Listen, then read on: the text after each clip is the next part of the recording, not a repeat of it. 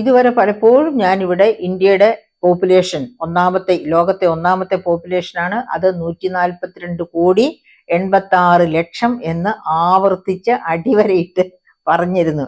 എൻ്റെ പ്രിയപ്പെട്ട സുഹൃത്തുക്കളൊക്കെ അത് കേട്ടിട്ടുണ്ടാവും. പക്ഷെ ഇപ്പോൾ ഞാനത് മാറ്റി പറയാൻ പോവുകയാണ്. അതായത് ഈ February 19 not February, April 19 UN population ഫണ്ടിന്റെ പുതിയ സ്റ്റാറ്റിസ്റ്റിക്സ് പുറത്തു വന്നിരിക്കുന്നു. ആഗോള പോപ്പുലേഷനുമായിട്ട് ബന്ധപ്പെട്ട സ്ഥിതി വിവര കണക്കുകൾ പുറത്തു വന്നിരിക്കുന്നു. അതനുസരിച്ച് ഇന്ത്യ ഒന്നാമത്തെ ലോക ജനസംഖ്യയുള്ള രാജ്യം തന്നെയാണ്.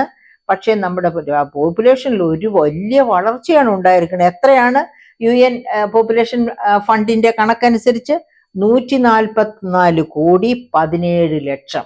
അതായത് ഇന്ത്യയുടെ പോപ്പുലേഷൻ എന്നാണ് ഈ കണക്ക് വന്നത് 19/4/2024, അതായത് ഏപ്രിൽ 19. എന്താണ് പോപ്പുലേഷൻ? 144,17,00,000. ഇനി അന്ന് രണ്ടാമത്തെ ഏറ്റവും വലിയ ജനസംഖ്യ ആരുടേതാണ്? ചൈനയുടേതാണ്. 142,05,00,000. അതാണ് ചൈനയുടെ പോപ്പുലേഷൻ. അപ്പൊ ഈ ഒന്നാമത്തെ പോപ്പുലേഷനായ ഇന്ത്യയുടെ ശരാശരി ആയുർദൈർഘ്യം എത്രയാണെന്ന് നമുക്ക് നോക്കാം. ഇന്ത്യയുടെ ശരാശരി ആയുർദൈർഘ്യം എന്ന് പറയുന്നത് 72 ഇന്ത്യയുടെ ശരാശരി ആയുർദൈർഘ്യം 72. അതായത് പുരുഷന്മാർക്ക് 71, സ്ത്രീകൾക്ക് 74. ശരാശരി എടുക്കുമ്പോൾ 72. അപ്പം ഓർക്കണം, സ്ത്രീകൾ 3 വർഷം കൂടുതൽ പുരുഷന്മാരെക്കാൾ ജീവിച്ചിരിക്കുന്നു എന്നാണ് ആയുർദൈർഘ്യം കാണിക്കുന്നത്. അതിന് കാരണങ്ങളുണ്ട്. ഞാൻ പറയാതെ തന്നെ നിങ്ങളുടെ കോമൺ സെൻസ് വെച്ച് ആലോചിച്ചാൽ തന്നെ കണ്ടെത്താവുന്ന കാരണമാണ്. ഉദാഹരണത്തിന് നമ്മൾ പണ്ടേ പറഞ്ഞു കേട്ടിട്ടുണ്ട്, ആൺകൊച്ചിന് തേനും പാലും അല്ലെങ്കിൽ ഏറ്റവും വിലപ്പെട്ട അതായത് തൈരും അതുപോലെ ഏറ്റവും നല്ല ഭക്ഷണം, പെൺകുട്ടിയാണെങ്കിൽ മോശം ഭക്ഷണം. പിന്നെ എങ്ങനെ ആയുർദൈർഘ്യം ഇങ്ങനെയാകുന്നത്? പെൺകുട്ടിക്ക് മോരെ എന്നാണ് പറയുക. അപ്പൊ അങ്ങനെയാണെങ്കിൽ എങ്ങനെ ആയുർദൈർഘ്യത്തിൽ പെണ്ണ് മുൻപിൽ പോകുന്നത്? ആഹാരത്തിനേക്കാൾ പ്രധാനമാണ് 60 കഴിഞ്ഞവർക്ക് ആരോഗ്യ പരിപാലനത്തിന് വേണ്ട വ്യായാമ മുറ എന്ന് വെച്ചാൽ പിന്നെ അങ്ങോട്ടും ഇങ്ങോട്ടും ഓടി നടന്നും വ്യായാമം ചെയ്തുകൊണ്ടിരിക്കണം എന്ന് മാത്രമല്ല ഞാൻ പറയുന്നത്. ശരീരത്തിന് വ്യായാമം കിട്ടുന്നതിന് സ്ത്രീകൾ എന്തൊക്കെയാ ചെയ്യുന്നത്? രാവിലെ മുതൽ 60 വയസ്സ് കഴിഞ്ഞാലും 70 വയസ്സ് കഴിഞ്ഞാലും രാത്രി 10 മണി വരെയും സ്ത്രീകൾ ജോലി ചെയ്തുകൊണ്ട് നടക്കുക. അപ്പോഴൊക്കെ അവർക്ക് വ്യായാമം കിട്ടുകയാണ്. അതേ സമയത്ത് പുരുഷന്മാര് വലിയ അലസത കാണിക്കും 60 കഴിഞ്ഞാല്. അപ്പൊ ആ അലസത കാണിക്കുന്നത് കൊണ്ടാണ് അവർ നേരത്തെ കാലഹരണപ്പെട്ടു പോകുന്നത്. അതുകൊണ്ട് നിങ്ങൾക്ക് സ്ത്രീകളെക്കാൾ കൂടുതൽ കാലം ജീവിച്ചിരിക്കണോ, നിങ്ങളും ഏതെങ്കിലും തരത്തിലൊക്കെ വ്യായാമം ചെയ്യാൻ ശ്രമിക്കുക. അത് ശ്രമിക്കുകയല്ല, ശ്രമിച്ചാൽ നടക്കാത്ത ഒരു കാര്യവുമില്ല. When there is A will there is a way എന്ന് നമ്മൾ തന്നെ പഠിച്ച ഒരു ആപ്തവാക്യമുണ്ട്. അത് മറക്കാതിരുന്നാൽ മതി. പോകട്ടെ, ഇനി ഞാൻ ഇന്ത്യയുടെ കാര്യം വിടുക. ഇനി നമ്മൾ കേരളത്തിലേക്ക് വരാം. കേരളത്തിലെ ആയുർദൈർഘ്യം എത്രയാണ്? അത് കേൾക്കുമ്പോഴാ സ്ത്രീകൾക്ക് 76 വയസ്സ്, പുരുഷന്മാർക്ക് 72 വയസ്സ്. കണ്ടോ, കേരളത്തിലെ സ്ത്രീകൾ പുരുഷന്മാരെക്കാൾ 4 വർഷം കൂടുതൽ ആയുർദൈർഘ്യമുള്ളവരാണ്. അപ്പം ശരാശരി എടുത്താലോ? ശരാശരി എടുക്കുകയാണെങ്കിൽ അത് 74 ആണ്. ശരാശരി 74 ആണ്. അപ്പൊ ഇങ്ങനെ ഇന്ത്യൻ ശരാശരി ആയുർദൈർഘ്യത്തെക്കാൾ മെച്ചപ്പെട്ട ആയുർദൈർഘ്യമാണ് കേരളത്തിലെ ആയുർദൈർഘ്യം. ശരാശരി ആയുർദൈർഘ്യമാണെങ്കിലും പുരുഷന്റെ ആയുർദൈർഘ്യമാണെങ്കിലും സ്ത്രീയുടെ ആയുർദൈർഘ്യമാണെങ്കിലും കേരളത്തിൻ്റെതാണ് മെച്ചപ്പെട്ടത്. ഇനി നമുക്ക് ഇന്ത്യയുടെ പോപ്പുലേഷനെ പറ്റി ഒന്നോടെ ഒന്ന് നോക്കാം. 14 വയസ്സിൽ താഴെ 24%, അതായത് ഇന്ന് പ്രസവിച്ചു പുറത്തു വന്ന കുട്ടി മുതൽ 14 വയസ്സ് വരെയുള്ള കുട്ടികളുടെ പെർസെൻറ്റേജ് എത്രയാണ് ഇന്ത്യൻ പോപ്പുലേഷനിൽ?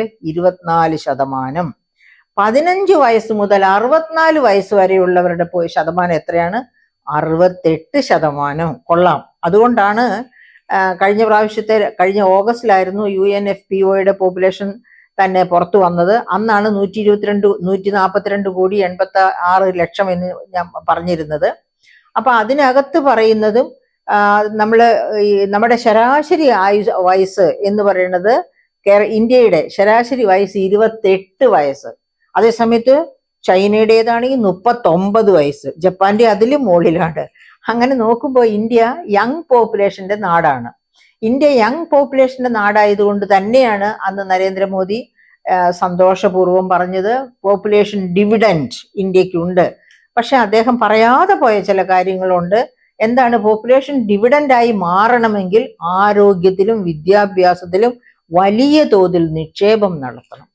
അങ്ങനെ നിക്ഷേപം നടത്താത്തത് കൊണ്ടാണ് നമുക്കറിയാമല്ലോ ഇന്ത്യയിലെ ഒരുപാട് സംസ്ഥാനങ്ങളിൽ നിന്ന് ലക്ഷക്കണക്കിന് തൊഴിലാളികൾ കേരളത്തിൽ വന്ന്, കേരളത്തിൽ മെച്ചപ്പെട്ട കൂലിയുള്ളത് കൊണ്ടാണ്, അല്ലാതെ കേരളത്തിൽ വേറെ എന്തെങ്കിലും മെച്ചമുള്ളത് കൊണ്ടല്ല, കൂലിയുള്ളത് കൊണ്ട് ഇവിടെ വന്ന് ജീവനോപാധി തേടുന്നത്. അതേ സമയത്ത് കേരളത്തിലെ പോപ്പുലേഷനിലോ നമ്മൾ ആരോഗ്യത്തിലും പിന്നെ വിദ്യാഭ്യാസത്തിലും ഒക്കെ താരതമ്യേന മെച്ചപ്പെട്ട രീതിയിൽ ഇൻവെസ്റ്റ് ചെയ്തു. അതുകൊണ്ട് ഹ്യൂമൻ ഡെവലപ്മെന്റ് ഇൻഡെക്സിൽ നാം 1-ാം സ്ഥാനത്ത് നിൽക്കുകയും ചെയ്യുന്നു. പക്ഷെ തൊഴിൽ ഇവിടെ ഇല്ല. എന്തുകൊണ്ട് തൊഴിൽ ഇവിടെ ഇല്ല എന്ന് ഞാൻ ഇപ്പോൾ പറയുന്നില്ല. കാരണം ഇന്ന് ഞാൻ പറയാൻ ആഗ്രഹിച്ചത് ജെറോ സയൻസിനെ പറ്റിയാണ്, അതും പ്രത്യേകിച്ച് കേരളത്തിന്റെ കോണ്ടെക്സ്റ്റില്. അപ്പൊ എന്താണ് ഈ ജെറോ സയൻസ് നമുക്ക് നോക്കാം. അപ്പൊ അതിനു മുമ്പ് ഒന്നോടെ, ഇന്ത്യയിലെ 14 വയസ്സിന് താഴെയുള്ള പോപ്പുലേഷൻ എത്ര ശതമാനം? 24%. 15-നും 64-നും ഇടയ്ക്കുള്ള പോപ്പുലേഷൻ 68%. 7% പേർ 65+ ആണ്. 65-ന് മേലുള്ള പോപ്പുലേഷൻ ഇന്ത്യയിൽ 7%. പക്ഷേ കേരളത്തിലോ 65-ന് മുകളിലുള്ള പോപ്പുലേഷൻ 17%. ഇന്ത്യയിൽ 7% കേരളത്തിൽ അത് 17%. അതുകൊണ്ടാണ് കേരളത്തിലെ പറ്റി ജെറോ സയൻസ്, കേരളത്തിന്റെ കോണ്ടെക്സ്റ്റിൽ ജെറോ സയൻസിനെ പറ്റി നമുക്ക് ഇന്ന് ഡിസ്കസ് ചെയ്യാം എന്ന് ഞാൻ പറയുന്നത്. അപ്പം കേരളത്തിൽ 60+ പോപ്പുലേഷന്റെ ഒരു വേറൊരു സവിശേഷതയും കൂടി ഞാൻ പറയാം.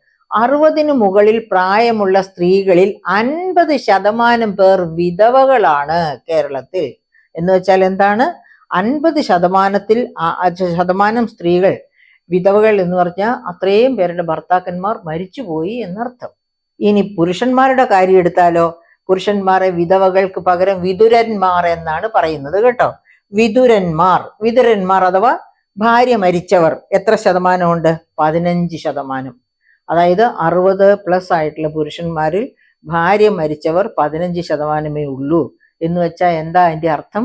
ഇവരൊക്കെ, അതായത് ഭാര്യമാർ ജീവിച്ചിരിക്കും, ഭർത്താക്കന്മാർ മരിച്ചു പോകും. ഞാൻ നേരത്തെ തന്നെ പറഞ്ഞില്ലേ, പുരുഷന്മാരുടെ ആയുർദൈർഘ്യം എത്രയാണെന്നാ പറഞ്ഞേ? കേരളത്തിൽ 74, സ്ത്രീകളുടേത് 72, പുരുഷന്മാരുടേത് 72, സ്ത്രീകളുടേത് 76, ശരാശരിയാണ് 74 എന്ന് പറഞ്ഞത്. അപ്പം ഈ 72 വയസ്സ് മാത്രം പ്രായമാകുമ്പോഴേക്ക് എന്ന് വെച്ചാൽ സാധാരണ രീതിയിൽ പുരുഷന്മാര് 72 വയസ്സിന് മുകളിൽ ജീവിക്കുന്നില്ല.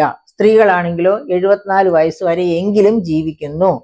അതിനേക്കാൾ മുകളിൽ പോകുന്ന പുരുഷന്മാര് സ്ത്രീകളുമുണ്ട്. പക്ഷെ നമ്മൾ ശരാശരി കണക്കാണ് പറയുന്നത്.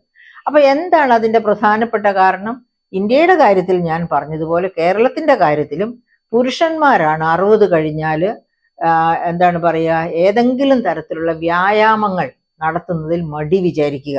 സ്വന്തം പുരയിടത്തിൽ ഇറങ്ങി നടന്നാൽ മതി, ആ പുരയിടത്തിലുള്ള കൃഷി ഒന്ന് അന്വേഷിച്ചാൽ മതി, അതിൽ ഉണങ്ങി നിൽക്കുന്ന വസ്തുക്കൾക്ക് ഇത്തിരി വെള്ളം ഒഴിച്ചു കൊടുത്താൽ മതി ഓസ് കൊണ്ട്. അതും അല്ലെങ്കിൽ അങ്ങനെ ചെറിയ ചെറിയ കാര്യങ്ങൾ ചെയ്ത് പറമ്പിലൂടെ നടന്നാൽ മതി വ്യായാമത്തിന്. നമ്മൾ തൂമ്പയെടുത്ത് വെട്ടാനും കിളയ്ക്കാനും പോകണ്ട. എങ്കിൽ പോലും നമ്മുടെ ആരോഗ്യം സുരക്ഷിതമായി സൂക്ഷിക്കാനും ലോഞ്ചിവിറ്റി, ആയുർദൈർഘ്യം വർദ്ധിപ്പിക്കാനും പുരുഷന് കഴിയും. പക്ഷേ അതിന് പുരുഷൻ തന്നെ മനസ്സ് വെക്കണം. സ്ത്രീ അയ്യോ ഞാൻ ജോലി ചെയ്യുന്നില്ലെന്ന് വിചാരിച്ചാൽ അവൾക്ക് ചെയ്യാതെ നിവൃത്തിയില്ല. കാരണം അടുക്കളയിൽ അന്നം വേവിച്ചാലല്ലേ എന്തെങ്കിലും കഴിക്കാൻ ഒക്കുള്ളൂ. അങ്ങനെയാകുമ്പോൾ അവൾ വീട് വൃത്തിയാക്കി പിന്നെ അന്നം ഉണ്ടാക്കി അങ്ങനെ ഓരോരോ കാര്യങ്ങൾ ചെയ്ത് രാപകലോളം എന്തെങ്കിലുമൊക്കെ ചെയ്യേണ്ടി വരും. അപ്പൊ അവൾക്ക് വ്യായാമമുണ്ട്. വ്യായാമം ഉള്ളത് കൊണ്ട് തന്നെ മോശം ആഹാരം കഴിച്ചാല് പോലും, അതായത് എല്ലാ വീട്ടിലും സ്ത്രീകൾ മോശം ആഹാരം കഴിക്കുന്നു എന്ന് ഞാൻ അർത്ഥമാക്കുന്നില്ല. ഞാൻ പറയാം പാവപ്പെട്ട വീടുകളിലൊക്കെ ആഹാരം കുറച്ചേ കിട്ടിയുള്ളൂ, നല്ലത് കിട്ടിയില്ല എന്നിരിക്കൽ പോലും അവർക്ക് വ്യായാമമുണ്ട്. അത് തന്നെ അവരുടെ ലോഞ്ചിവിറ്റി വർദ്ധിപ്പിക്കാനായിട്ട് സഹായകമാകും. പ്രിയപ്പെട്ട സുഹൃത്തുക്കളെ, ഇത് വളരെ കർശനമായിട്ട് ശ്രദ്ധിക്കേണ്ട ഒരു കാര്യമാണ്. നമ്മൾ അറിഞ്ഞും അറിയാതെയും അലസത പ്രോത്സാഹിപ്പിക്കരുത്. നമ്മുടെ ആയുസ്സിന് വേണ്ടിയാണ്. ആയുസ്സിന് വേണ്ടി വെച്ചാൽ എങ്ങനെയെങ്കിലും ജീവിച്ചിരുന്നിട്ട് കാര്യമില്ല, ആയുരാരോഗ്യത്തോടെ ജീവിച്ചിരിക്കണം. അതായത് നമ്മൾ മറ്റുള്ളവരെ ഡിപ്പെൻഡ് ചെയ്യാതെ നമ്മുടെ കാര്യങ്ങളൊക്കെ ചെയ്യാൻ തക്ക രീതിയിൽ പ്രാപ്തിയോടെ ജീവിക്കണം. അങ്ങനെ പ്രാപ്തിയോടെ ജീവിക്കാൻ വേണ്ടിയാണ് വ്യായാമം അത്യാവശ്യമാണ് എന്ന് ഞാൻ പറയുന്നത്. ഇനി ഞാൻ ജെറോ സയൻസിലേക്ക് പോവുകയാണ്. ജെറോ സയൻസിനെ പറ്റിയാണ് ഞാൻ ഇവിടെ പറയുന്നത്. അപ്പൊ ആ ജെറോ സയൻസിലേക്ക് ഞാൻ ഇപ്പൊ അത്യാവശ്യമായിട്ട് എത്തുകയാണ്. നമുക്കറിയാം വെസ്റ്റേൺ കൺട്രീസ്, അതായത് അമേരിക്ക, കാനഡ, അതുപോലെ സ്കാൻഡിനേവിയൻ കൺട്രീസ് ഒക്കെ ഏജിങ്ങിന്റെ കാര്യത്തിൽ കേരളത്തെയും കടത്തിവിട്ടു. പക്ഷെ ഏകദേശം താരതമ്യമുണ്ട് കേരളത്തിനും അവരുമായിട്ട്. ഇന്ത്യയുമായിട്ടല്ല, കേരളവും വെസ്റ്റേൺ കൺട്രീസും സ്കാൻഡിനേവിയൻ കൺട്രീസും തമ്മിൽ ഏജിങ്ങിന്റെ കാര്യത്തിൽ കുറച്ച് താരതമ്യമുണ്ട്. അപ്പൊ അങ്ങനെയുള്ള ഈ പറയപ്പെട്ട ഏജിങ് വളരെ കൂടുതലായ രാജ്യങ്ങളിലൊക്കെ തന്നെ ജെറോ സയൻസ് വളരെ വ്യക്തമായിട്ടും വേഗവും വളർന്നുകൊണ്ടിരിക്കുകയാണ്. അതായത് എങ്ങനെ ഈ പ്രായത്തെ ഒന്ന് പിടിച്ചു നിർത്താം, അല്ലെങ്കിൽ പ്രായത്തിൻ്റെ എന്താ പറയുക പ്രശ്നങ്ങളെ ഒന്ന് എന്താണ് പിടിച്ചു നിർത്താം. അതാണ് അവരെല്ലാം അവിടെ മെഡിക്കൽ വേൾഡ് ജെറിയാട്രി വിഭാഗം അഥവാ ജെറോ സയൻസ് അതാണ് ഇപ്പോൾ നോക്കിക്കണ്ട് പഠിച്ചുകൊണ്ടിരിക്കുന്നത്. അപ്പം നമുക്ക് ഒന്ന് നോക്കാം. അതായത് കൊളംബിയ യൂണിവേഴ്സിറ്റിയിൽ ഒരു ഡാനിയൽ ബെൻസ്കി ജെറിയാട്രി പഠനത്തിന് അവിടെ ഒരു ഏജിങ് സ്റ്റഡി സെന്റർ ഉണ്ട്. ആ ഏജിങ് സ്റ്റഡി സെന്ററിന്റെ വിഭാഗത്തിലെ ഗവേഷണം നടത്തിക്കൊണ്ടിരിക്കുന്ന മാന്യദേഹമാണ് ഈ പറയപ്പെട്ട ഡാനിയൽ ബെൻസ്കി. അപ്പൊ അദ്ദേഹം ഈ ജെറിയാട്രിയെ പിടിച്ചു നിർത്താനുള്ള സാധ്യതകൾ, അദ്ദേഹം മാത്രമല്ല അദ്ദേഹത്തോടൊപ്പമുള്ള ഒരു കൂട്ടം ഡോക്ടർമാര്, അവരാണ് ഒരു ജെറോസൈം ഒരു എൻസൈം പ്രൊഡ്യൂസ് ചെയ്യപ്പെടുന്നു, പ്രായം വർദ്ധിപ്പിക്കുന്ന, പ്രായത്തിന്റെ ലക്ഷണങ്ങൾ വർദ്ധിപ്പിക്കുന്ന, എന്ന് വെച്ചാൽ രക്തസമ്മർദ്ദം വർദ്ധിക്കുക, അതുപോലെ തന്നെ പ്രമേഹം വർദ്ധിക്കുക, അതുപോലെ ഓട്ടത്തിന്റെ വേഗം കുറയുക, അതായത് രക്തം കട്ട പിടിക്കുക, ഇങ്ങനെയുള്ള പ്രശ്നങ്ങളെല്ലാം പ്രായം വർദ്ധിക്കും തോറും പ്രശ്നം കൂടി വരുന്നതാണ്. അപ്പൊ ഇങ്ങനെയുള്ള കാര്യങ്ങളെയൊക്കെ വർദ്ധിപ്പിക്കുന്ന ഒരു എൻസൈം കണ്ടെത്തി. ആ എൻസൈമിനെയാണ് അവർ ജെറോസൈം എന്ന് പറയുന്നത്. അങ്ങനെയാണ് ആ സയൻസിന് ജെറോ സയൻസ് എന്ന് പേരിട്ടത്. ജെറോ സയൻസ്. അപ്പൊ ഈ ജെറോ സയൻസിനെ പിടിച്ചു നിർത്താനായിട്ട് എന്തൊക്കെ പറ്റും എന്നാണ് അവര് ചോദിക്കുന്നത്. ഈ എൻസൈമിന്റെ ഉൽപാദനം ക്രമത്തിൽ വളരെ പതുക്കെയാക്കുക. അതായത് ജെറോസൈം എന്ന എൻസൈം, പ്രായം വർദ്ധിപ്പിക്കുന്ന, പ്രായത്തിന്റെ ലക്ഷണങ്ങൾ വേഗത്തിലാക്കുന്ന എൻസൈം, ആ എൻസൈമിനെ ഒന്ന് പതുക്കെയാക്കുക, അതിന്റെ ഉൽപാദനം കുറയുക. അതിന്റെ ഉൽപാദനം കുറയുക എന്ന് വെച്ചാൽ നമ്മളിലുള്ള പ്രായത്തിന്റെ ലക്ഷണങ്ങൾ പതുക്കെ മുന്നോട്ട് പോകുക എന്നർത്ഥം. അങ്ങനെ വാർദ്ധക്യത്തെ പതുക്കെയാക്കുക, അല്ലെങ്കിൽ വാർദ്ധക്യത്തെ പിടിച്ചു കെട്ടുക. അതാണ് ഈ ജെറോസൈം എന്ന എൻസൈമിനെ പിടിച്ചു കെട്ടിയാൽ നമുക്ക് ചെയ്യാൻ പറ്റുന്നത്. അതാണ് കൊളംബിയ യൂണിവേഴ്സിറ്റി ചെയ്തുകൊണ്ടിരിക്കുന്നത്. അപ്പോൾ എങ്ങനെയാണ് ഈ എൻസൈമിന്റെ എന്താണ് പറയുക ഉൽപാദനം കുറയ്ക്കാൻ പറ്റുക? ഒന്ന്, പോഷക സമൃദ്ധമായ ആഹാരം ആവശ്യത്തിന് കഴിക്കുക. പോഷക സമൃദ്ധം എന്ന് പറഞ്ഞ് വലിച്ചു വാരി കഴിക്കാനല്ല പറയുന്നത്, ആവശ്യത്തിന് കഴിക്കുക. അപ്പോൾ എന്താ സംഭവിക്കുക? തലച്ചോറിന്റെ പ്രവർത്തനത്തെ അതുമൂലം ഉജ്ജീവിപ്പിക്കപ്പെടും. മാത്രമല്ല രക്തം കട്ട പിടിക്കാനുള്ള സാധ്യത കുറയും, ഗ്രഹണശക്തിയും വിശകലന ശേഷിയും മങ്ങാതെ നിൽക്കും. തീർന്നില്ല, അൾഷൈമേഴ്സ് വരാതെ ശ്രദ്ധിക്കപ്പെടും, അതായത് തടഞ്ഞു നിർത്തും, അൾഷൈമേഴ്സിനെ തടഞ്ഞു നിർത്തും. ഇനി ഏത് തരം ആഹാരമാണ് ഈ സമ്പന്നമായ ആഹാരം എന്ന് പറഞ്ഞു? പോഷക സമ്പന്നമായ ആഹാരം എന്ന് പറഞ്ഞാൽ ഏത് തരം ആഹാരമാണ്? പ്രോട്ടീൻ റിച്ച് ആയിട്ടുള്ള ആഹാരം, നല്ല കൊഴുപ്പ്, നിറയെ ആന്റി ഓക്സിഡൻസ് ഉള്ളവ, അതായത് പച്ചക്കറികൾ, പഴവർഗ്ഗങ്ങൾ, നല്ല കൊഴുപ്പ്. പച്ചക്കറികളും പഴവർഗ്ഗങ്ങളും നല്ല കൊഴുപ്പും ഒക്കെയാണ് നല്ല ആന്റി ഓക്സിഡൻസ് എന്ന് പറയുന്നത്. അപ്പൊ അങ്ങനെയുള്ള നല്ല ആന്റി ഓക്സിഡൻസ് ചേർന്ന പോഷക സമൃദ്ധമായ ആഹാരം കഴിക്കുക. ആന്റി ഓക്സിഡൻസ് ചേർന്ന പഴവർഗ്ഗങ്ങളും പച്ചക്കറികളും കഴിക്കുന്നതോടൊപ്പം പ്രോട്ടീൻ റിച്ച് ആയിട്ടുള്ള ഫുഡ് ആദ്യം പറഞ്ഞു കേട്ടോ. അപ്പൊ പ്രോട്ടീൻ റിച്ച് ആയിട്ടുള്ള ഫുഡും ആവശ്യത്തിന് വേണം. ആന്റി ഓക്സിഡൻസ് നിറയെ ഉള്ള പച്ചക്കറികളും പഴവർഗ്ഗങ്ങളും ആവശ്യത്തിന് വേണം. അങ്ങനെയുള്ള അപ്പോൾ നമുക്ക് ഈ പ്രോട്ടീൻ റിച്ച് ആയിട്ടുള്ള ഫുഡ് എന്ന് പറയുമ്പോഴത്തേക്കും അതിനകത്തേക്ക് പിന്നെ നോൺ വെജിറ്റേറിയൻ ഐറ്റംസ് വരാം, മത്സ്യം, മാംസം എന്നിവ വരാം, മുട്ട, ഇതൊക്കെ വരാം. അതുമല്ലെങ്കിൽ അതിന് പകരം മത്സ്യവും മാംസവും മുട്ടയും കഴിക്കാത്തവരാണെങ്കിൽ അതിന് പകരം പ്രോട്ടീൻ റിച്ച് ആയിട്ടുള്ള ഏതൊക്കെ ഐറ്റംസാ ഉള്ളത് എന്ന് നോക്കി കണ്ടുപിടിച്ച് അവനവന്റെ ഭക്ഷണത്തിൽ അത് കൊണ്ടുവരിക. അപ്പൊ എന്തായാലും ഒരു വശത്ത് പ്രോട്ടീൻ റിച്ച് ആയിട്ടുള്ള ഫുഡ് വേണം ആവശ്യത്തിന്, അതോടൊപ്പം തന്നെ മറുവശത്ത് ആന്റി ഓക്സിഡൻസ് നിറയെയുള്ള പച്ചക്കറികളും പഴവർഗ്ഗങ്ങളും നല്ല കൊഴുപ്പും അടങ്ങിയ ആഹാരവും വേണം. അപ്പൊ ഇങ്ങനെയുള്ള ഇതിനെയാണ് ഒരു സമീകൃത ആഹാരം എന്ന് ഈ പറയപ്പെട്ട കൊളംബിയ യൂണിവേഴ്സിറ്റിക്കാർ പറയുന്നത്. അത്തരം ഒരു സമീകൃത ആഹാരമാണ് നാം കഴിക്കുന്നത് എങ്കിൽ നമ്മളെ പതുക്കെ, അതായത് എൻസൈം, ഈ ജെറോസൈം എന്ന എൻസൈമിന്റെ ഉൽപാദനം പതുക്കെയാകും. എന്നുവെച്ചാൽ അതിന്റെ ഉൽപാദനത്തെ തടസ്സപ്പെടുത്തി കൊന്നുകളയുന്നതാണ് നല്ല ഈ പറയപ്പെട്ട ഭക്ഷണ രീതി. ആ ഭക്ഷണ രീതി കൊണ്ട് തന്നെ ഈ എൻസൈമിന്റെ ഉൽപാദനം തടഞ്ഞു നിർത്തി, നമ്മുടെ വാർദ്ധക്യത്തെ തടഞ്ഞു നിർത്തി ഉന്മേഷവാന്മാരായി ബിൽഗേറ്റ്സ് ഒക്കെ, അതായത് പ്രായത്തെ അതിജീവിക്കാനുള്ള മാർഗങ്ങളെ പറ്റി വളരെ വർഷങ്ങളായി പഠനം നടത്തിക്കൊണ്ടിരിക്കുകയാണ് ബിൽഗേറ്റ്സ്, ലോകത്തെ ഒന്നാമത്തെ ധനികനായ ബിൽഗേറ്റ്സ്. അപ്പൊ അങ്ങനെ അവരൊക്കെ എൻകറേജ് ചെയ്യുന്നുണ്ട് ഇത്തരം പഠനങ്ങളിലേക്ക്. അപ്പൊ നമുക്ക് മരണത്തെ അതിജീവിക്കണ്ട, പക്ഷെ ജീവിച്ചിരിക്കുന്ന കാലത്ത് ആരോഗ്യകരമായിട്ട് ജീവിക്കുക. ആർക്കും എന്താ പറയുക, പിന്നെ നമുക്ക് നമ്മളൊരു പ്രാരാബ്ധമാണ്, ബാധ്യതയാണ് എന്ന് വരാതെ സ്വന്തം കാലിൽ നിൽക്കാൻ കഴിയുക. അത്തരത്തിൽ ജീവിക്കാനുള്ള മാർഗമാണ് ഈ പറയപ്പെട്ട ജെറോസൈമിന്റെ എന്ന എൻസൈമിന്റെ പ്രവർത്തനത്തെ ക്രമീകരിച്ചു നിർത്തി നമ്മൾ, അതായത് കുറച്ചും കൂടി കാലത്തേക്ക് നമ്മൾ 60-ലും 40-ന്റെ യൗവനം കാത്തുരക്ഷിക്കുക. അങ്ങനെ മുന്നോട്ട് പോകാനായിട്ട് കഴിയുമെന്നാണ് ഈ പറയപ്പെട്ട ഗവേഷകരൊക്കെ പറയുന്നത്. ഇനിയുമുണ്ട് കാര്യങ്ങൾ. പിന്നെ അതുപോലെ അപ്പൊ ഈ ആഹാരം മാത്രം പോരാ, ആഹാരം ഒരു കാര്യമേ ആവുള്ളൂ. രണ്ടാമത്തെ വളരെ പ്രധാനപ്പെട്ട കാര്യം എന്ന് പറയുന്നത് വ്യായാമമാണ്. വ്യായാമം ഏതൊക്കെ ഏറ്റവും നല്ല വ്യായാമമായിട്ട് ഇവരെല്ലാം ചൂണ്ടിക്കാണിച്ചിരിക്കുന്നത് നടപ്പ് തന്നെയാണ്. പിന്നെ ഈ യോഗ മുറകളും മറ്റെല്ലാം ഈ വ്യായാമത്തിനകത്ത് വരുന്നു. നമുക്ക് ഏതാണ് സ്യൂട്ടബിൾ ആയിട്ടുള്ള, പക്ഷെ എല്ലാവർക്കും ചെയ്യാവുന്ന വ്യായാമം എന്ന് പറയുന്നത് നടക്കലാണ്. അപ്പൊ നടപ്പ് എന്ന ഒരു വ്യായാമം എടുക്കാം. അതല്ലെങ്കിൽ നമുക്ക് മറ്റു തരത്തിലുള്ള വ്യായാമ സാധ്യതകൾ ഉണ്ടെങ്കിൽ അത്തരം വ്യായാമങ്ങളാകാം. എന്തൊക്കെയാണ് വ്യായാമത്തിന്റെ പ്രയോജനമായിട്ട് കാണിക്കുന്നത്? ഭാരം ക്രമീകരിക്കാൻ പറ്റും, അതുവഴി സ്ട്രോക്ക്, രക്തസമ്മർദ്ദം, ടൈപ്പ് 2 പ്രമേഹം എന്നിവയൊക്കെ തടയാൻ പറ്റും.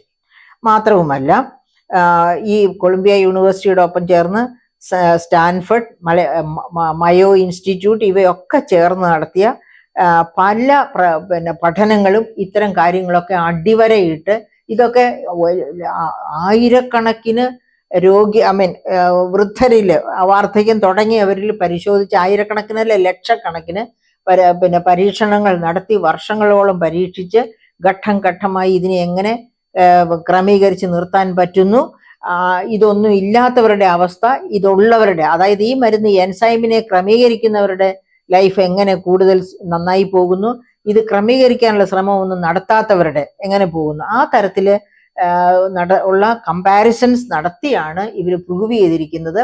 ഇങ്ങനെ എന്താണ് നമ്മുടെ വാർദ്ധക്യത്തെ നമുക്ക് പിടിച്ചു കെട്ടാൻ കഴിയും, യൗവനത്തോടു കൂടി തന്നെ നമുക്ക് വളരെ കാലം മുൻപോട്ട് പോകാൻ കഴിയും എന്ന് പറയുന്നത്. അപ്പൊ വ്യായാമം വളരെ പ്രധാനപ്പെട്ടതാണെന്ന് പറഞ്ഞു. ഇനി അതുപോലെ ഫ്രാൻസിലെ കുറെ ഡോക്ടേഴ്സ്, അവര് നേരത്തെ തന്നെ നമുക്കറിയാം മ്യൂസിക് തെറാപ്പി, ഇന്ത്യയിൽ തന്നെ മ്യൂസിക് തെറാപ്പി ഒരു രോഗ തെറാപ്പി ആയിട്ട് ഉപയോഗിക്കാറുള്ളതാണ്. അപ്പൊ ഈ മ്യൂസിക് തെറാപ്പി, വ്യായാമത്തോടൊപ്പം മ്യൂസിക് തെറാപ്പി, ഇത് രണ്ടും കൂടി ചേർന്നാല് പ്രായത്തെ വരിഞ്ഞു കെട്ടാൻ, പിടിച്ചു നിർത്താൻ ഒരു ബുദ്ധിമുട്ടുമില്ല എന്നാണ് ഫ്രഞ്ച് ഗവേഷകർ ചൂണ്ടിക്കാണിക്കുന്നത്. അപ്പൊ ഇങ്ങനെയുള്ള ഒരു കാലഘട്ടത്തിലാണ് നാം ഇപ്പോൾ ജീവിക്കുന്നത്. ഇപ്പൊ എന്താണ് ഇന്ത്യയിലാണെങ്കിൽ ഇപ്പോൾ വയോധികരുടെ, അതായത് 60 കഴിഞ്ഞവരുടെ കാര്യത്തിൽ കോൺസ്റ്റിറ്റ്യൂഷൻ എന്താണ് പറയുന്നത്? നമ്മുടെ കോൺസ്റ്റിറ്റ്യൂഷന്റെ 41-ാം വകുപ്പ് എന്ന് വെച്ചാൽ വളരെ ആരംഭത്തിലെ തന്നെയുള്ള ഒരു വകുപ്പ് ഈ 60+ പോപ്പുലേഷന്റെ കാര്യം അവർക്ക് വേണ്ടിയുള്ള വകുപ്പാണ് ഈ 41-ാം വകുപ്പ്. അതായത് പൗരന്മാരുടെ മാന്യതയും സുരക്ഷിതത്വവും മാന്യമായ ജീവിതവും ഉറപ്പാക്കുക, അതാണ് ഈ 41 വകുപ്പ് ഉദ്ദേശിക്കുന്നത്. ഈ വകുപ്പ് 1948 നവംബർ 23 മുതൽ ഇവിടെ പ്രാബല്യത്തിൽ വന്നു, അതായത് നടപ്പിലാക്കി. അപ്പൊ എന്തുകൊണ്ടാണ് നമ്മൾ ഈ കേരളീയര് ജെറോസയൻസിനെ പറ്റി ഇത്ര കാതലായിട്ട് പഠിക്കണം എന്ന് പറഞ്ഞ്, നമ്മുടെ ഇവിടുത്തെ 60+ ഡിപ്പെൻഡൻസി റേഷ്യോ 23.38%. എന്താണ് ഈ ഡിപ്പെൻഡൻസി റേഷ്യോ എന്ന് പറയുന്നത്? ഡിപ്പെൻഡൻസി റേഷ്യോ എന്ന് പറഞ്ഞാല് 60-ൽ കൂടുതൽ പ്രായമുള്ളവരും അതുപോലെ തന്നെ ഈ 18 മുതൽ 59 വരെ പ്രായമുള്ളവരും തമ്മിലുള്ള ഡിപ്പെൻഡൻസി റേഷ്യോ. അതായത് ഒരു ഗ്രൂപ്പിൽ നമ്മൾ 18 മുതൽ 59 വരെ, അതായത് പ്രൊഡക്റ്റീവ് ഏജിലുള്ള പോപ്പുലേഷൻ എടുക്കുന്നു. അത് കഴിഞ്ഞ് 60-ന് മേലുള്ള പോപ്പുലേഷൻ, അവരുടെ 60-ന് മേലുള്ള പോപ്പുലേഷനും ഈ ആദ്യം പറഞ്ഞ പോപ്പുലേഷനും തമ്മിലുള്ള ഡിപ്പെൻഡൻസി. 60 കഴിഞ്ഞത് കേരളത്തില് ഏജിങ് കൂടുതലാണ്, അതുകൊണ്ട് തന്നെ 23.38% ആണ് ഇവിടുത്തെ ഡിപ്പെൻഡൻസി റേഷ്യോ. മറിച്ച് ഓൾ ഇന്ത്യ തലത്തിലാണെങ്കിൽ ഈ ഡിപ്പെൻഡൻസി റേഷ്യോ 17% മാത്രമാണ്. അപ്പൊ കേരളത്തിൽ ഡിപ്പെൻഡൻസി റേഷ്യോ ഹൈ ആണ് എന്നതുകൊണ്ട് തന്നെ ഏജിങ് കേരളത്തിൽ ഒരു പ്രശ്നമാണ്. അതുപോലെ തന്നെ നമ്മുടെ പ്രവാസികൾ, നമ്മളുടെ കുട്ടികൾ പ്രവാസത്തിലേക്ക് പോകുന്നു എന്നുള്ളത് ഈ ഏജിങ്ങിന്റെ പ്രശ്നം കൂടുതൽ കലുഷിതമാക്കുന്നു. അപ്പൊ നമുക്ക് വളരെയധികം കെയർ ഈ മേഖലയിൽ ഇൻവെസ്റ്റ്മെന്റ് വേണം. ഇതുവരെ ആരോഗ്യ മേഖലയിൽ ഈ ജെറിയാട്രിക് കെയറിന് ജെറോസയൻസിന്റെ വളർച്ചയ്ക്ക് വേണ്ടി ഒരു തരത്തിലുള്ള ഇൻവെസ്റ്റ്മെന്റും കേരളത്തിൽ കാര്യമായിട്ട് നടത്തിയിട്ടില്ല. അപ്പൊ നമുക്ക് എന്താ വേണ്ടേ? കൊളംബിയ യൂണിവേഴ്സിറ്റിയിലുള്ളതുപോലെ ഒരു ഏജിങ് സ്റ്റഡി സെന്റർ വരണം. അതായത് ജെറോസയൻസിന്റെ പഠനം കേരളത്തിൽ തുടങ്ങണം.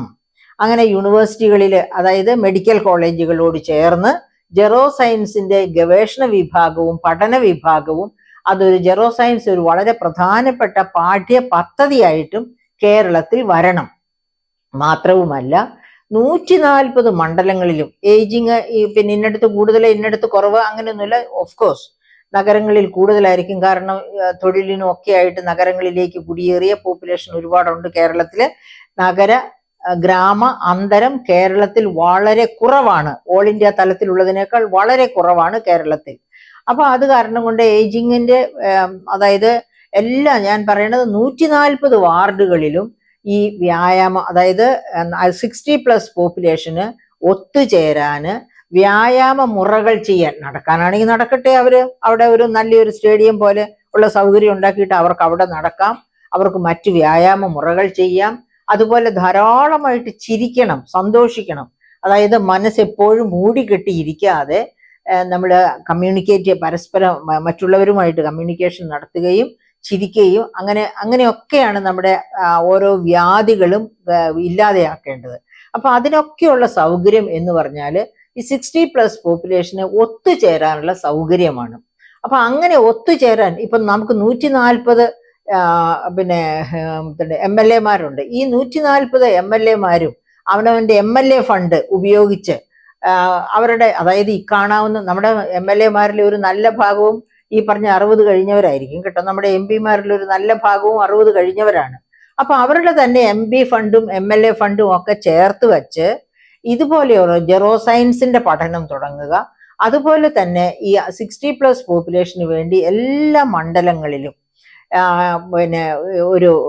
ഒരു വയോജന കേന്ദ്രം ഈ പറയപ്പെട്ട എല്ലാ സൗകര്യങ്ങളോടും കൂടിയ വയോജന കേന്ദ്രം. അവിടെ അവർക്ക് വെറുതെ ഒരു കേന്ദ്രം തുടങ്ങിയാൽ പോരാ, വിവിധ ഭാഗങ്ങളിൽ നിന്ന് അതിലേക്ക് മെമ്പർഷിപ്പ് എടുത്തിരിക്കുന്ന, അല്ലെങ്കിൽ നിർബന്ധമായിട്ട് അവരെ മെമ്പർഷിപ്പ് എടുപ്പിച്ച് അവിടെ കൊണ്ടുവന്ന്, അതായത് ഒരാഴ്ചയിൽ 2-3 ദിവസം ആ ജെറിയാട്രിക് സെന്ററിൽ വരാനും വന്ന് അവിടെ അവർക്ക് വ്യായാമം എടുക്കുക, അതുപോലെ തന്നെ മറ്റുള്ളവരുമായിട്ട് നർമ്മസല്ലാപം നടത്തുക, മറ്റതുപോലെയുള്ള അവരുടെ പ്രശ്നങ്ങൾ അങ്ങോട്ടും ഇങ്ങോട്ടും പരസ്പരം കൈമാറുക, ഇത്തരം കാര്യങ്ങൾക്കൊക്കെ കൂട്ടായ്മ എന്ന് നമുക്ക് പറയാം. അങ്ങനെ കൂട്ടായ്മകളിലൂടെ ഒരുപാട് പ്രശ്നങ്ങൾക്ക് പരിഹാരം കാണാനൊക്കും. അതിനുവേണ്ടി തീർച്ചയായിട്ടും ഈ ജെറിയാട്രിക് സെന്ററുകൾ സഹായിക്കും. അതിന് അവരെ അവനവന്റെ വീട്ടിൽ നിന്ന് പിക്ക് ചെയ്യാൻ, അല്ലെങ്കിൽ ഒരു പോയിന്റിൽ നിന്ന് ഈ പറയപ്പെട്ട കേന്ദ്രത്തിലേക്കും തിരിച്ചും എത്തിക്കാനുള്ള വാഹന സൗകര്യങ്ങൾ കൊടുക്കുക. ഇത്രയൊക്കെ നമ്മുടെ നാട്ടിലെ നമ്മുടെ ഖജനാവിലേക്ക് എത്തുന്ന പണത്തിന്റെ എത്രയോ ഭാഗമാണ് ധൂർത്തായിട്ട് അഴിമതിയായിട്ട് ഒക്കെ നഷ്ടപ്പെടുന്നത്. അപ്പൊ അങ്ങനെയുള്ള ഒരു സംസ്ഥാനത്ത് കൃത്യമായിട്ട് ലക്ഷ്യത്തോടു കൂടി വയോജനങ്ങളെ ചേർത്ത് നിർത്തുകയല്ല, വയോജനങ്ങളെ പ്രൊഡക്റ്റീവ് പോപ്പുലേഷനാക്കി മാറ്റുക. എന്നിട്ട് അവരെ കൊണ്ട് അവർക്ക് തന്നെ ചെയ്യാവുന്ന ഒത്തിരി അവർ നേരത്തെ ചെയ്തിരുന്ന ജോലി പോലെയോ, ഇപ്പൊ ഗൾഫിലൊക്കെ പോയിട്ട് വരുന്നവരാണെങ്കിൽ അവരവിടെ നടത്തിയിരുന്ന എന്തെല്ലാം സംരംഭങ്ങൾ അവർക്ക് ഇവിടെ ചെയ്യാം. ഇവിടെ തന്നെ നമുക്ക് എന്തെല്ലാം സംരംഭങ്ങൾ ചെയ്യാനുള്ള സൗകര്യമുണ്ട്. കാരണം നമ്മുടെ പ്ലാവേലെ ചക്ക തന്നെ ഒരു 100 ഉൽപ്പന്നങ്ങൾ ഉണ്ടാക്കാൻ പോകുന്നതാണ്. അതുപോലെ തന്നെ നിങ്ങൾ കേട്ടിട്ടുണ്ടാകും പേരാമ്പ്രയിലുള്ള സുഭിക്ഷ എന്ന ഒരു വലിയ കുടുംബശ്രീ സംരംഭം, 7000 കുടുംബശ്രീകൾ ചേർന്നുള്ള ഒരു സംരംഭം. തെങ്ങിൽ നിന്ന് തന്നെ 41 ഉൽപ്പന്നങ്ങൾ ഉൽപ്പാദിപ്പിക്കുന്നതാണ് ആ സംരംഭം. അതൊക്കെ വെറുതെ പോയി നടന്ന് കാണണം, അല്ലെങ്കിൽ അതിനെപ്പറ്റിയൊക്കെ വെബ്സൈറ്റിലൊക്കെ വായിക്കണം. അപ്പൊ ഇങ്ങനെ നമുക്ക് കേരളത്തിൽ ഈ വൈവിധ്യമാർന്ന വിളകൾ ഉള്ളത് കൊണ്ട് തന്നെ വൈവിധ്യമാർന്ന ഉൽപ്പന്നങ്ങൾക്ക്, സംരംഭങ്ങൾക്ക് ഒക്കെ സാധ്യതയുണ്ട്. അങ്ങനെ ഒന്നിച്ചിരുന്ന് ഈ പറയപ്പെട്ട കേന്ദ്രങ്ങളിലൊക്കെ 140 കോൺസ്റ്റിറ്റ്യുവൻസികളിലും ഓരോ കേന്ദ്രം വേണമെന്ന് പറഞ്ഞാൽ ആ കേന്ദ്രത്തിലൊക്കെ ഒന്നിച്ചിരുന്ന് സംസാരിക്കുകയും ശാസ്ത്രം പറയുകയും ശാസ്ത്രജ്ഞർ ശാസ്ത്രം പറയും, അങ്ങനെ അങ്ങനെ അങ്ങനെ ഓരോ കാര്യങ്ങൾ ചെയ്യുമ്പോഴാണ് നമ്മുടെ ജീവിതത്തിന്റെ ഊടും പാവും മാറി നന്നായി വരുന്നത്. അങ്ങനെ നമുക്കൊരു നല്ല കേരളത്തെ, ഒരു വൃദ്ധ കേരളത്തെ അല്ല, ഒരു ശക്തമായ കേരളത്തെ കണ്ടെത്താം.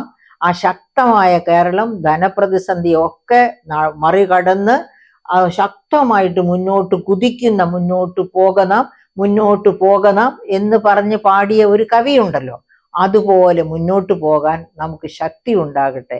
അതിനുവേണ്ടി നമുക്ക് ജെറോ സയൻസിനെ കൂട്ടുപിടിക്കാം. ജെറോ സയൻസ് വഴിയായിട്ട് ഞാനും ആ 60+ പോപ്പുലേഷൻ ഉള്ള ആളാണ്. ഇത് ശ്രദ്ധിക്കുന്ന ഒരുപാട് പേരും അത്തരക്കാരായിരിക്കും. അല്ലാത്തവരൊക്കെ ആ പ്രായത്തിലേക്ക് വരും. അപ്പൊ നമ്മുടെ കേരളത്തിന് വളരെ അത്യാവശ്യമാണ് ജെറോ സയൻസിന്റെ വളർച്ച. അതുപോലെ തന്നെയുള്ള ഇത്തരം രീതികളൊക്കെ ഒന്നും മറക്കാതിരിക്കുക. നാം കരുതിയാൽ മാത്രമേ നമ്മുടെ ആരോഗ്യം സംരക്ഷിക്കാൻ ഒക്കൂ. When there is a will, there is a way. Thank you.